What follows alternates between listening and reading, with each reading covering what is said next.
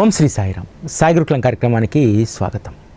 బాబా పట్ల మనం ఎలా వ్యవహరించాలి, మనం బాబా పట్ల ఏమి పెంచుకుంటే బాబా మన పట్ల ఆప్యాయతను అనురాగాన్ని కలిగి ఉంటారు. ఈ విషయాలను 12వ అధ్యాయం చాలా అద్భుతంగా వివరిస్తుంది. భక్తుడి శ్రేయస్సే తన ధ్యేయంగా అవతరించినటువంటి శ్రీ సాయిబాబా భక్తుడి యొక్క ప్రతి కదలికను గమనాన్ని ఆయన నిశితంగా పరిశీలిస్తూ ఉంటారు. 12వ అధ్యాయంలో ఒక మాట రాయబడుతుంది. శ్రీ సాయిబాబాకు ఎవరిపైనైతే అంటే భక్తులపైన ఏర్పడ్డటువంటి ప్రేమాకర్షణ వల్ల వారి కోసం వారి యొక్క పుణ్యశయాన్ని మొత్తం ఖర్చు చేస్తారట. అంటే మన పట్ల ప్రేమాకర్షణ కలిగేటువంటి విధంగా మనం బాబాతో వ్యవహరించాలి. ఒక్కసారి మన పట్ల ప్రేమ కలిగిందనుకోండి, మన కోసము వారు తెచ్చుకున్నటువంటి పుణ్యశయాన్ని మొత్తం మన కోసం ఖర్చు చేస్తారు. లేకపోతే మన కర్మలు విస్తృతంగా ఇబ్బంది పెడుతున్నప్పుడు మనల్ని వాటి నుంచి ఎలా దూరం చేయగలుగుతారు? మనమైనా పుణ్యశయం కలిగి ఉండాలి, దాని నుంచి విముక్తి కలగాలంటే. కానీ మన పుణ్యశయం లేకపోవడం వల్లనే కదా మనం కర్మల వల్ల ఇబ్బంది పడుతున్నాం. సద్గురువును ఆశ్రయించడం వల్ల కలిగేటువంటి మొదటి ఫలితం ఏమిటంటే, నువ్వు ప్రేమమయంగా వారితో ఉంటే వారు నీ ప్రేమకు ఆకర్షితుడై వారి యొక్క పుణ్యశయాన్ని మన అకౌంట్లో వేస్తారు. అందుకనే మనము ఏదైనా రోగం వచ్చినప్పుడు, బాధ కలిగినప్పుడు, ఏదైనా ఆర్థికపరమైనటువంటి ఇబ్బంది ఉన్నప్పుడు ఎందుకు మనం ఇతరుల కంటే తొందరగా మనం బయటపడగలుగుతామంటే, మన కోసం శ్రీ సాయిబాబా వారి యొక్క పుణ్యశయాన్ని ఖర్చు చేస్తారు. మీ జీవితంలో మీరు ఆయా సందర్భాల్లో అనేక కష్టాల నుంచి బయటపడ్డటువంటి సందర్భాలను ఒకసారి చూసుకోండి. సాధారణ వ్యక్తులైతే అందులో నుంచి బయటపడరు. కానీ బాబాను ఆశ్రయించడం మూలంగా వారి యొక్క పుణ్యశయాన్ని మన కోసం ఖర్చు చేసి మన ఆపదలను వారు తొలగిస్తారు.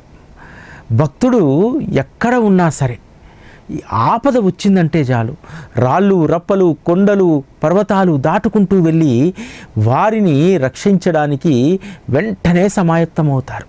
సాధారణంగా భార్య బిడ్డలు మోహం ఇటువంటి బంధనాల్లో ఉండి ఎప్పుడూ కూడా లౌకికపరమైనటువంటి సుఖాలలో తేలియాడుతున్నటువంటి వారిని భగవంతుడు పట్టించుకోడు. కానీ శ్రీ సాయిబాబా యొక్క లక్ష్యం ఏమిటో తెలుసా?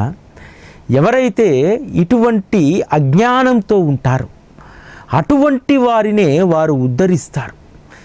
ఏదో ఒక అనుభవం చేత తమ వద్దకు లాక్కొచ్చుకొని అజ్ఞానంతో మాయలో ఉన్నటువంటి వారిని వారు అనుగ్రహిస్తారు, వారి యొక్క అజ్ఞానాన్ని తొలగిస్తారు.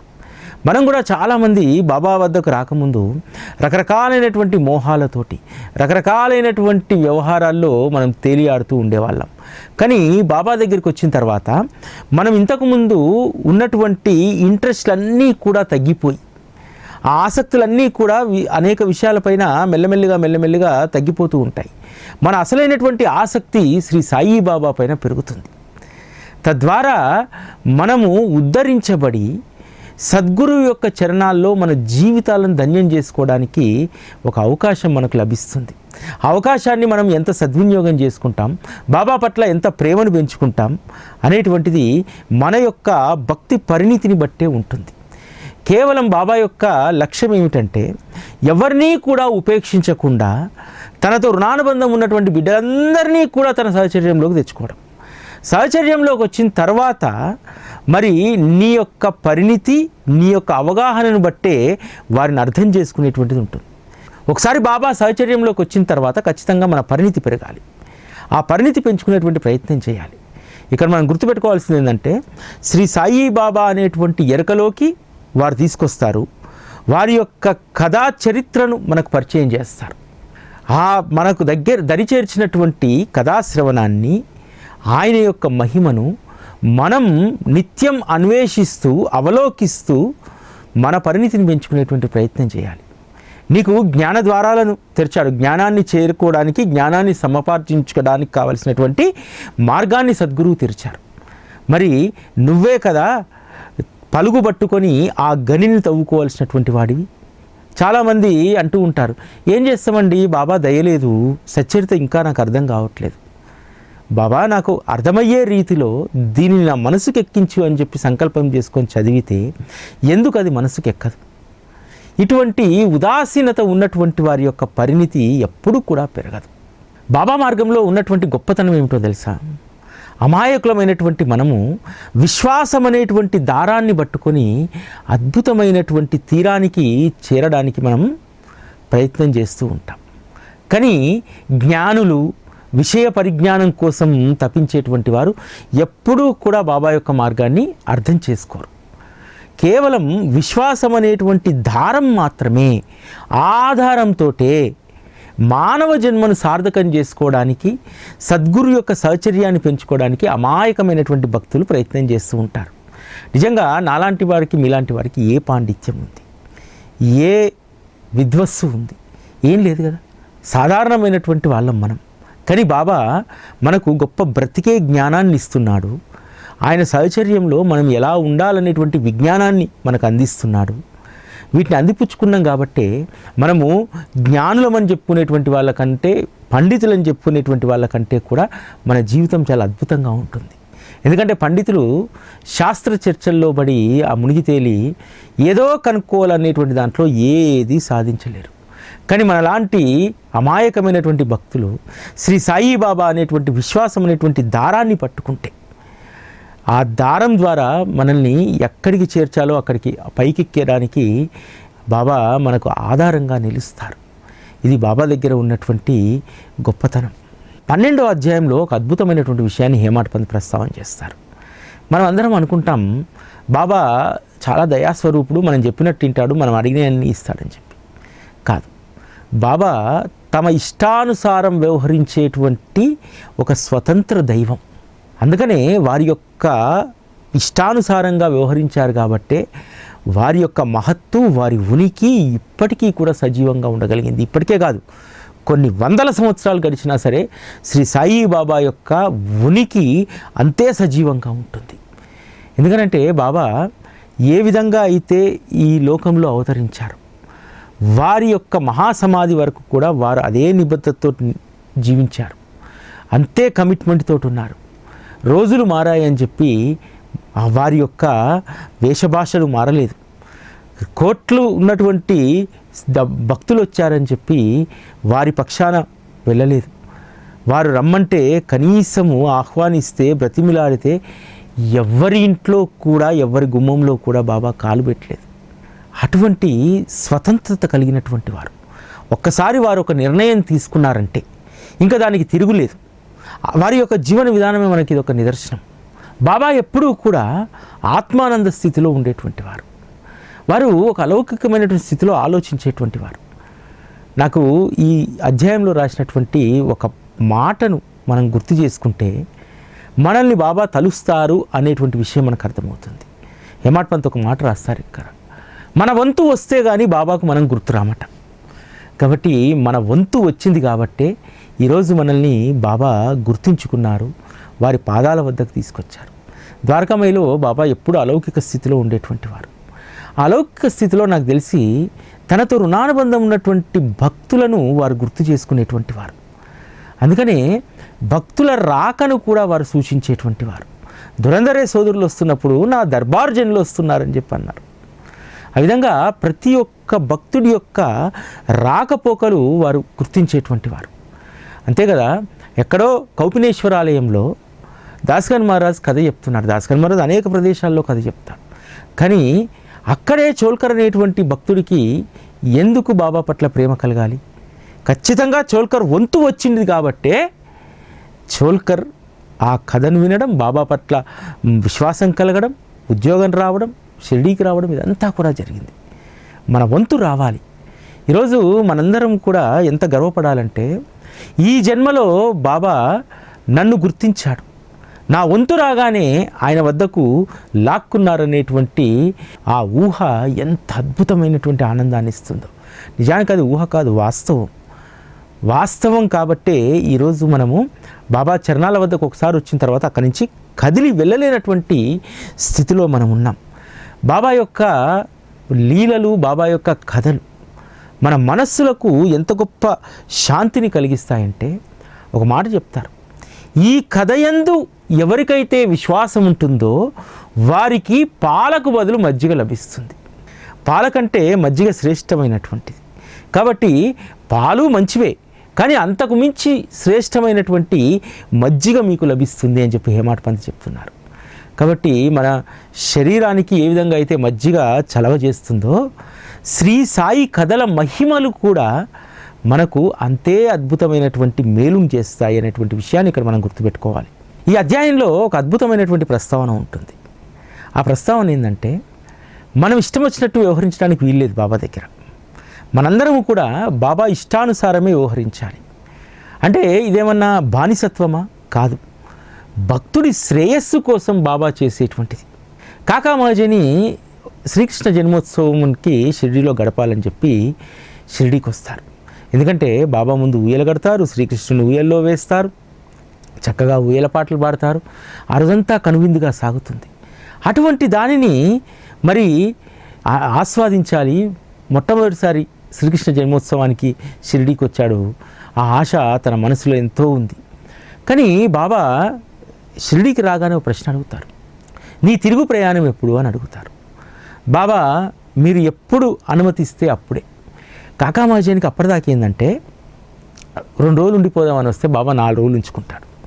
ఈసారి కూడా అదే ఆశపడ్డాడు. ఓహో బాబా నేను అనుకున్న దానికంటే ఇంకో 2 రోజులు ఎక్కువ ఉంచుతాడని చెప్పి. కానీ అక్కడ రివర్స్గా జరిగింది. లేదు, మర్నాడే బయలుదేరి వెళ్ళిపో అని అంటాడు. మర్నాడే బయలుదేరి వెళ్ళిపోతే శ్రీకృష్ణ జన్మోత్సవాన్ని తను ఎలా చూస్తాడు?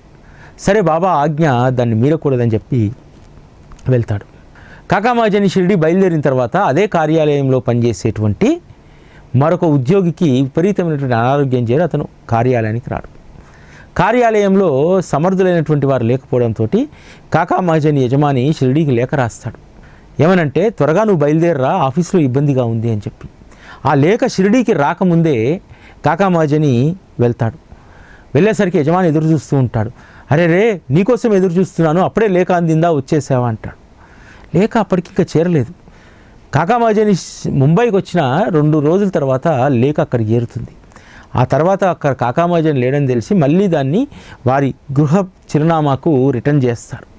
ఆ లేఖ చూసినటువంటి కాకా మహాజని ఆశ్చర్యపోతాడు. బాబా నా శ్రేయస్సు కోసమే నేను ఇక్కడికి పంపించాడు, లేకపోతే నా యజమాని ఇబ్బంది పడేటువంటి వాడు. ఇక్కడ ఆనందంగా గడుపుదామని చెప్పి వచ్చినటువంటి కాకా మహాజని ఎందుకు ఉంచలేదు బాబా? అక్కడ ఇబ్బంది అయితే యజమాని ఇంకొని పెట్టుకుంటారు కదా. ఇక్కడ మనం గమనించాల్సింది ఏంటంటే, బాబా మన ఒక్కరి శ్రేయస్సును మాత్రమే చూడరు. అనేక సంవత్సరాలుగా నిన్ను ఉద్యోగంలో పెట్టుకొని నీ కుటుంబ అవసరాలకు కావలసినటువంటి జీతభత్యాలను ఇస్తూ నిన్ను మంచిగా చూసుకుంటున్నటువంటి ఆ యజమాని కూడా కష్టపడకూడదు. ఎవరైతే బాబా భక్తులు ఉంటారో వారు ఎక్కడైనా ఏదైనా ఆర్గనైజేషన్లో పనిచేస్తూ ఉంటే నిజంగా ఆ వ్యవస్థ యొక్క అదృష్టం అది. ఈరోజు అనేక కార్యాలయాల్లో బాబా భక్తులు పనిచేస్తూ ఉంటారు కదా.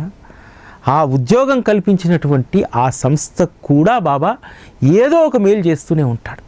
ఎందుకంటే తన వాడిని సంరక్షిస్తూ తన వాడి లౌకిక అవసరాలకు కావలసినటువంటి వాటిని సమకూరుస్తున్నటువంటి వారి పైన కూడా బాబాకు గౌరవం ఉంటుందనడానికి కాకా మహాజన్ యొక్క సంఘటన ఒక నిదర్శనం. ఎందుకు, యజమాని దగ్గర డబ్బులు ఉన్నాయి కదా, ఇంకొని కాకపోతే ఇంకొని పెట్టుకోవచ్చు కదా, బాబా ఆ విషయంలో పట్టించుకోవాల్సినటువంటి అవసరం లేదు కదా.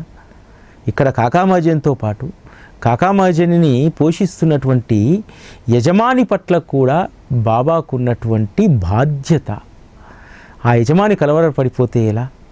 అందుకనే కాకా మహాజన్ ఇక్కడ లేకున్నా సరే ఆ శ్రీకృష్ణ జన్మోత్సవానికి చూస్తే వచ్చేటువంటి పుణ్యశయాన్ని నా వాడికి నేను ఇవ్వగలుగుతాను. కానీ అక్కడ ఇతని యజమాని ఇబ్బంది పడుతున్నాడు, తన కర్తవ్యాలను నిర్వర్తించడానికి ఖచ్చితంగా వెళ్ళాల్సినటువంటి అవసరం ఉందని చెప్పి కాకా మహాజనిని వెంటనే ముంబైకి పంపిస్తారు. ఇంత అంతరార్థం ఉంటుంది బాబా యొక్క చర్యల్లో. భక్తుడి యొక్క సందర్భము అవసరాన్ని బట్టి భక్తుల్ని తన వద్ద ఉంచుకోవాలా పంపించాలా అనేటువంటిది బాబా నిర్ణయించేటువంటి వారు. బాపు సాహెబ్ ధుమాల్ వకీల్, తనకు నిఫాడ్లో ఒక కేసు ఉంది. సరే నిఫాడ్ వెళ్తూ వెళ్తూ బాబాను దర్శించుకుని వెళ్దామని చెప్పి షిరిడీలో ఆగి బాబాను దర్శించుకుంటారు. తెల్లారి కేసు ఈరోజే బయలుదేరాలి. బాబా నువ్వు బయలుదేరాల్సినటువంటి అవసరం లేదు, అన్నీ అవే సర్దుకుంటాయి, ఇక్కడే ఉండు అని అంటాడు. కానీ ఆ రోజు తను కోర్టుకు పేషీకి హాజరు కాకపోతే ప్రతివాది తన వాదనను వినిపించేసి జడ్జి గారిని జడ్జిమెంట్ అడిగేటువంటి అవకాశం ఉంది. ఎలా? నా కక్షిదారుకు ఇబ్బంది కలుగుతుందని చెప్పి మొదట ఆందోళన చెందాడు. కానీ ఇదంతా కూడా బాబాకు తెలుసు. తెలిసినప్పుడు నన్ను ఇక్కడే అట్టిపెట్టుకున్నాడంటే ఏదో ఒక అంతరార్థం అందులో ఉందని చెప్పి షిరిడీలోనే ఉండిపోతాడు. తర్వాత తిరుగు ప్రయాణంలో నిఫాడ్ కోర్టులో పనిచేస్తున్నటువంటి ఒక న్యాయవాది ట్రైన్లో తారసపడతాడు. అడుగుతాడు, ఆ రోజు పలానా నెంబర్ కేసు ఏమైంది అని అడిగితే, అసలు ఆ రోజు కేసులే నడవలేదు, ఉన్నట్టుండి న్యాయాధీశునికి అనారోగ్యం చేసి ఆ రోజు కోర్టుకు రాలేదు, అన్ని కేసులు కూడా వాయిదా పడ్డాయి అంటారు. అప్పుడు అర్థమవుతుంది, నేను అనవసరంగా అక్కడికి వెళ్ళి అంత దూరం ప్రయాణం చేసి ప్రయాసపడే బదులు తన వద్దనే సుఖంగా ఉండడానికి బాబా తనకు అనుమతి ఇవ్వలేదు. ఒకవేళ తాను నిఫాడ్ వెళ్ళినా తాను చేసేటువంటిది ఏమీ లేదు కేసు వాయిదా పడితే అని. అప్పుడు దుమాలకు అర్థమవుతుంది ఎందుకు తనల్ని అక్కడ బాబా తమ వద్దే ఉంచుకున్నారనేటువంటి విషయం. ఇంకొక సంఘటనలో నానాసాహెబ్ నిమోన్కర్ భార్య అనుభవం. భార్యాభర్తలు ఇద్దరు, నిమోన్కర్ భార్య ఇద్దరూ కూడా బాబా సేవ చేయాలంటే ఉద్దేశంతో ఎక్కువగా షిరిడీలోనే గడిపేటువంటి వారు. వారి యొక్క బిడ్డల్ని బేలాపూర్లో అమ్మమ్మ గారి దగ్గర ఉంచి వాళ్ళిద్దరు ఇక్కడ బాబా సేవ చేసేవారు. ఒకసారి బేలాపూర్ నుంచి కబురు వస్తుంది. కబురు వచ్చి తన కొడుకు ఆరోగ్యం బాగలేదని తెలియగానే తల్లి హృదయం తల్లడిల్లిపోతుంది. భర్తను అడుగుతుంది, నేను వెళ్ళి కొడుకుని చూసి నెక్స్ట్ వచ్చేటువంటిది పొలాల అమావాస్య తర్వాత నేను తిరిగి వస్తాను అని అడుగుతుంది. లేదు చూసి వెంటనే వచ్చేసేయాలి, అక్కడ ఉండడానికి వీల్లేదు అని అంటారు. సరే, భర్త అనుమతి ఆ విధంగా ఉంది, ఆజ్ఞ కూడా అది. బాబాను దర్శించుకొని బాబా దగ్గర సెలవు తీసుకొని వెళ్దామని చెప్పి బాబా లెండి నుంచి వస్తుంటే బాబాకు నమస్కరించి తను బేలాపూర్ వెళ్తున్నట్టు చెప్తుంది. పక్కనే నిమోన్కర్ ఉంటాడు. లెండికి ఎప్పుడు పోయినా నిమోన్కర్, బాగోజీ వీళ్ళందరూ ఉంటారు. ఆవిడకు ఈ విధంగా సెలవిస్తారు బాబా, పనిచేయి, బేలాపూర్ వెళ్ళి 4 రోజులు నీ బంధువులతో గడిపిరా, ఇక్కడ నువ్వు వచ్చి చేసేది ఏమీ లేదు, అక్కడ సంతోషంగా 4 రోజులు ఉండిరా అంటాడు. పక్కనే ఉన్నాను నిమోన్కర్. బాబా ఆజ్ఞను నిమోన్కర్ తిరిగి రాయలేడు కదా, దాన్ని వ్యతిరేకించలేడు కదా. దాంతో ఆవిడ సంతోషంగా తన తల్లిగారింటికి వెళ్ళి బేలాపూర్ వెళ్ళి సంతోషంగా 4 రోజులు ఉండి తిరిగి వచ్చింది. అంటే భక్తుడికి ఏది శ్రేయస్సు, భక్తుడి హృదయం దేనికోసం తల్లడిల్లుతుందో, భక్తుడి హృదయం శ్రేయస్కరమైనటువంటి విషయం కోసం తల్లడిల్లితే దాన్ని 100% బాబా మనకు అనుగ్రహిస్తారు. నిమోన్కర్ భార్య ఏం కోరుకుంది? చాలా రోజులుగా షిరిడీలో ఉంది కదా, అందులో పిల్లవాడు ఆరోగ్యం బాగాలేదు, 2 రోజులు ఉంటే పిల్లవాడు కూడా మానసికంగా కుదుటపడతాడు, అదేవిధంగా బంధువులతో 4 రోజులు గడిపినటువంటి ఆనందం కలుగుతుంది. కాబట్టి అటువంటి దాన్ని కోరుకోవడంలో అందులో తప్పులేదు, కాబట్టి అది న్యాయమైనది. కాబట్టి బాబా ఆమెకు వెంటనే ఆమె అడగకముందే, బాబా మరి నేను ఇప్పుడు రావాలని 4 రోజులకు రావాలని చెప్పి అడగలేదు, అడగక ముందే బాబా ఆవిడకు 4 రోజులుండి ఆనందంగా గడిపురా అని చెప్పి పంపిస్తారు. బాబాకు భక్తులపై ఉన్నటువంటి ప్రేమకు సంబంధించి ఒక ప్రస్తావన ఈ 12వ అధ్యాయంలో ఉంటుంది. బాబా ఎవరైనా సరే ఊర్లోకి పళ్ళబుట్ట ఎత్తుకొని స్త్రీలు పళ్ళు అమ్ముకోవడానికి వచ్చేటువంటి వారు, అటువంటి వారిని పిలిచి ద్వారకామాయిలో ఆ బుట్టను ఖాళీ చేసేవాడు. వారే డబ్బులు ఇచ్చేసి కొనేటువంటి వారు. ఎందుకంటే చాలామంది షిరిడీలో కనీసం పండు కూడా కొనుక్కోలేనటువంటి స్థితిలో ఉండేటువంటి వారు. వారందరికీ కూడా మళ్ళీ బాబా ఈ పళ్ళను పంచివేసేటువంటి వారు. జామ పళ్ళు బుట్టలో నిగనగలాడుతూ ఉంటే వీధి పంటి తిరిగేటువంటి పిల్లలకు వాటిని చూసి తినాలనేటువంటి ఆశ పుట్టేది, కానీ కొనే పరిస్థితి లేదు. అందుకనే ఆ ఊరిలోకి ఎవరైనా పళ్ళు అమ్మడానికి వచ్చిందంటే ఖచ్చితంగా బాబా కొంటారని చెప్పి బాబా దగ్గరికి పిల్లలందరూ పరిగెత్తుకొని వచ్చేటువంటి వారు.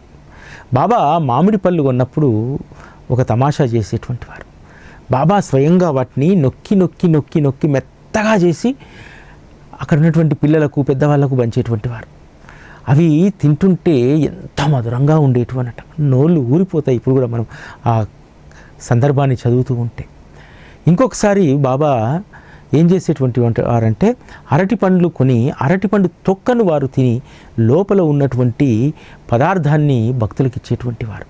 అంటే తన భక్తుడికి ఎప్పుడూ కూడా మధురమైనటువంటి దాన్ని, వారు తినగలిగినటువంటి దాన్ని మాత్రమే ఇస్తాను. తన భక్తులంటే ఎంత ప్రేమో ఈ సందర్భంగా మనకు తెలుస్తుంది. అంటే మీరు పూసుకొచ్చిన కర్మలన్నీ కూడా నేను హరిస్తాను తొక్కవలే, అసలైనటువంటి జీవన మాధుర్యాన్ని అరటిపండు లోపలి పదార్థం వల్లే మీకు అందిస్తాను అని చెప్పి చాలా అద్భుతంగా ఇక్కడ మనకు ఆ భావం కలుగుతుంది. ఒకసారి అరటి పండ్లు పంచుతున్నటువంటి సందర్భంలో అదే రోజు మూలే శాస్త్రి అని చెప్పి నాసిక్ నివాసి గొప్ప పండితుడు, జ్యోతిష్య శాస్త్రంలో అస్త సాముద్రికంలో గొప్ప నిపుణత కలిగినటువంటి వారు. అతను బూటీ సాహెబ్తో పాటు షిరిడీకి వస్తాడు. అతని ఆకాంక్ష ఏంటంటే బాబా చేయి చూసి వారి జాతకం చెప్పాలని. పరమాత్మకు జాతకం చెప్పేటువంటి వారు ఎవరైనా ఉంటారా? వారు బాబా అరటిపళ్ళు ఇస్తున్నప్పుడు ఆ హస్తరేఖలు చూడాలనుకుంటాడు. కానీ బాబా అరటిపండు ఇలా తీసి మాత్రమే ఇస్తాడు. అందరికి మామూలుగా ఇలా ఇచ్చాడు, ఆయనకు మాత్రం గుప్పెట మూసిచ్చాడు. చాలా సందర్భాల్లో ప్రయత్నం చేస్తాడు, కానీ కుదరదు. కానీ మూలే శాస్త్రికి మాత్రం ఒక మనసులో బలమైనటువంటి భావన ఉంది. వారు ముసల్మాను, వారికి నేను పూజ చేయను, వారి పాద నమస్కారం చేయను, వారికి కనీసం నమస్కారం కూడా చేయననేటువంటి దాంతో ఉన్నటువంటి వాడు. తన బ్రాహ్మణత్వం ఎక్కడ భ్రష్టు పట్టిపోతుందో అని చెప్పి అక్కడ షిరిడీలో ఉన్నన్ని రోజులు కూడా ఆందోళనతో ఉన్నాడు. షిరిడీలో ఉన్నన్ని రోజులు ప్రత్యేకంగా బస్సులో ఉండి రోజు అనుష్ఠానం చేసుకొని మడిగట్టుకొని పూజా వ్యవహారాలు ఇవన్నీ ప్రత్యేకంగా ఆయన చేసుకునేటువంటి వారు. నిత్యాగ్నిహోత్రి వారు, నిత్యం అగ్ని వెలిగించుకొని అగ్నిహోత్రాన్ని చేసేటువంటి వారు. అటువంటి మూలే శాస్త్రికి తన వంతు వచ్చింది. ఒకరోజు బాబా లెండికి వెళ్తూ చెప్తారు, ఈరోజు నేను గేరు వస్త్రం అంటే కాషాయ వస్త్రం ధరించాలి, సిద్ధం చేయండి అంటారు సేవకులకు. బాబా లెండి నుంచి తిరిగి రాగానే గేరు వస్త్రం సిద్ధం చేస్తే ఆ కాషాయ వస్త్రం వేసుకొని హారతికి సంసిద్ధమవుతారు. వెంటనే బూటీ సాహిబ్ను పిలిచి ఆ నాసిక్ బ్రాహ్మణ్ దగ్గర వెళ్ళి దక్షిణ తీసుకురాపు అంటాడు. వెళ్ళేసరికి మడిగట్టుకొని అగ్నిహోత్రాధారం చేస్తూ ఉంటాడు. ఆ సందర్భంలో బూటీ వచ్చి చెప్పగానే, బాబా నన్నెందుకు వారు దక్షిణ అడుగుతారు, నేనెందుకు రావాలి, వారికి నాకు ఏ అనుబంధము, గురు శిష్యుల అనుబంధము లేదు కదా, నేను వారిని ఎప్పుడూ కూడా గురు భావంతో వారిని చూడలేదు కదా, దైవంగా కూడా నేను చూడలేదు, దక్షిణ నేను ఎందుకు ఇవ్వాలి అనేటువంటి సంశయం కలుగుతుంది. కానీ బూటీ లాంటి గొప్ప వ్యక్తి, పలుకుబడి కలిగినటువంటి ఆయన కాబట్టి సరే బూటీ మాటను గౌరవిస్తూ తను దక్షిణ పట్టుకొని ద్వారకామాయికి బయలుదేరుతారు. అప్పుడే హారతి శంఖానాదం అయిపోయి హారతి ప్రారంభమవుతుంది. హారతి ప్రారంభమవుతున్నటువంటి సందర్భంలో వారు దక్షిణ చేతిలో పట్టుకొని మడిగట్టుకొని చాలా దూరంగా సభామండపంలో నిలబడి ఉంటాడు. ఒకసారి కళ్ళు మూసి తెరిచేసరికి బాబా స్థానంలో వారి గురువు అయినటువంటి గురు గోలప్ స్వామి దర్శనమిస్తాడు. మెల్లిగా జనాన్ని తప్పుకుంటూ ముందుకు వెళ్ళిపోయి బాబా ముందు నిలబడి హారతి అక్కడ ఉన్నటువంటి 20-30 మంది కలిసి పాడితే ఎంత ధ్వని వస్తుందో ఈయన బాబా ముందు నిలబడి తన గురు గోలప్ స్వామి యొక్క నామాన్ని గట్టిగా స్మరిస్తూ ఉంటాడు. అందరూ ఆశ్చర్యపోతాడు. హారతి అయిపోయిన తర్వాత బాబా పాదాల పైన పడి బాబాకు దక్షిణ సమర్పిస్తారు. లేచి చూసేసరికి మళ్ళీ తన గురువు స్థానంలో బాబానే ఉంటారు.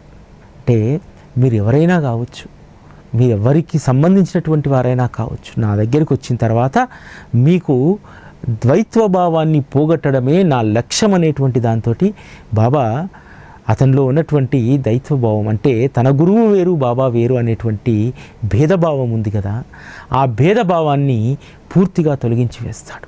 అప్పటి వరకు మడి సాంప్రదాయం అనేటువంటి దాంట్లో ఉన్నటువంటి నాసిక్ బ్రాహ్మణుడి యొక్క మడి మాయ వీడిపోయింది, ఆ ముడి వీడిపోయి మహాత్ముల యందు భేదభావం లేదు. నా గురు గోలప్ స్వామి ఎంత మహిమ కలిగినటువంటి వారు, శ్రీ సాయిబాబా కూడా అంతే, లేకపోతే గతించినటువంటి నా గురువు రూపాన్ని ఇక్కడ నేను ఎలా దర్శించగలుగుతాను అని చెప్పి పరమానందానికి లోనవుతారు. బాబా యొక్క లీలా వైభవాన్ని చూసి తన యొక్క చిత్తం స్తంభించిపోతుంది, శరీరం రోమాంచితమవుతుంది, నయనాల నుండి ఆనంద బాష్పాలు వెల్లివిరుస్తాయి. ఈ విధంగా బాబాను అవలోకనం చేస్తూ తన జన్మ చరితార్థమైంది, గతించినటువంటి గురువు సాక్షాత్కరింపజేశారు ఇక్కడ, ఆ ఘనత శ్రీ సాయిబాబాదే అని చెప్పి ఎంతో ఆనందంతో తను వెళ్ళిపోతారు. ఎప్పుడూ కూడా మూలే శాస్త్రి ఇటువంటి అనుభవం కలుగుతుందని చెప్పి అనుకోలేదు. కానీ తన జీవితానికి సరిపడా అద్భుతమైనటువంటి అనుభవం షిరిడీలో కలిగింది.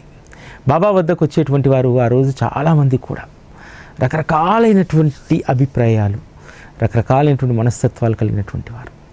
ఒక డాక్టర్ యొక్క మిత్ర బృందము షిరిడీకి బయలుదేరుతుంది. బయలుదేరేటప్పుడు ఆ డాక్టర్ అంటాడు, ఆ డాక్టర్ రామభక్తుడు, నేను నా రాముణ్ణి తప్ప ఎవరిని కూడా నేను పూజించను, నమస్కరించను అంటాడు. సరే అని చెప్పి నువ్వు నీ ఇష్టం వచ్చినట్టు ఉండు, ఏదో విహారయాత్రకు వచ్చినట్టు రావయ్యా అని చెప్పి పట్టుకొస్తారు షిరిడీకి. వచ్చిన తర్వాత తన అదే విషయాలు మాట్లాడుతూ ద్వారకామయ్య ముందుకు చేరుకుంటాడు. చేరుకోగానే వీరికంటే ముందు అడుగులు రువ్వడిగా ముందుకేసి బాబా పాదాలపైన పడి సాష్టాంగ నమస్కారం చేసి లేచి కూర్చుంటాడు. తర్వాత మిత్రులందరూ అడుగుతారు బసకు పోయిన తర్వాత, ఏమయ్యా రాను అన్నావు, పాదాలపైనే పడనన్నావు, ఎందుకు బాబా మాకంటే ముందు వెళ్ళి పాదాలను పట్టుకున్నావంటే, అయ్యా అక్కడ కూర్చున్నటువంటిది మీరు చెప్పినటువంటి సాయిబాబా కాదు, నేను నిత్యం ఆరాధించే నా నీలిమేఘ శ్యాముడైనటువంటి శ్రీరామచంద్రమూర్తి. ఇన్ని సంవత్సరాలుగా శ్రీరామచంద్రమూర్తిని నేను ఆరాధన చేస్తున్నా, ఉపాసన చేస్తున్నా, ఏ రోజు ఇంత గొప్ప అనుభవం కలగలేదు. అసలు సాయిబాబాను నేను వేడలేదు, నా ఇష్టదైవాన్ని నాకు సాక్షాత్కరింపజేయమని చెప్పి వారే నా రాక కోసం ఎదురు చూస్తున్నట్టు బాబా నాకు శ్రీరామచంద్రమూర్తి దర్శనాన్ని కలిగించారు అని చెప్పి ఆ డాక్టర్ చెప్తాడు. అదేవిధంగా తన బాబాను ఆ విధంగా భావించినందుకు ఎంతో పశ్చాత్తాపడతాడు. కానీ అతను తృప్తి కలగలేదు. సరే బాబా ఇంకొకసారి నన్ను రమ్మంటే తప్ప బాబా పాదాల వద్దకు వెళ్ళకూడదు అని చెప్పి బస్సులోనే కూర్చుంటాడు. ఆ సందర్భంలో 5 రోజులు గడిచిపోతాయి. 6వ రోజు ఒక మిత్రుడు వస్తే పద నేను బాబా దర్శనం దగ్గరికి తీసుకెళ్తా అని చెప్పి తను పెట్టుకున్నటువంటి ఆ మొండి సంకల్పాన్ని మర్చిపోయి బాబా దగ్గరికి వస్తాడు. వచ్చి బాబా పాదాలపైన పడగానే, ఏమయ్యా డాక్టరు, నిన్నెవడైనా ఇక్కడికి రమ్మని పిలిచాడా, ఎందుకు వచ్చామంటాడు. అప్పుడు తెలుస్తుంది మనసులో మనం అనుకునేటువంటి ప్రతి చిన్న ఆలోచన కూడా బాబా గమనిస్తారు. బాబాతో మనము ఎంత జాగ్రత్తగా ఉండాలి. సత్పురుషులు కేవలము వారు ఉన్నటువంటి అవతారము, వారు ఉన్నటువంటి వేషభాషకు మాత్రమే పరిమితం కాదు, వారు సాక్షాత్తు పరబ్రహ్మ అనేటువంటి నిశ్చయానికి వస్తాడు. ఈ విధంగా 12వ అధ్యాయంలో అపురూపమైనటువంటి ఘట్టాలు. ఇందులో ప్రధానంగా మనం గుర్తుపెట్టుకోవాల్సింది ఏంటంటే, బాబా మన కొరకు పుణ్యశయాన్ని ఖర్చు చేయాలంటే మనం వారి పట్ల ఎంత ప్రేమను పెంచుకుంటున్నాం అనేది ప్రధానమైనటువంటిది. అజ్ఞానులమైనటువంటి మనల్ని నిరంతరం మనల్ని రక్షించాలని, ఎప్పటికప్పుడు మనం చేసేటువంటి పొరపాట్లను, అజ్ఞానంతో వ్యవహరించేటువంటి తీరును క్షమించమని చెప్పి శ్రీ సద్గురువుని వేడుకుంటూ ఓం శ్రీ సాయిరాం.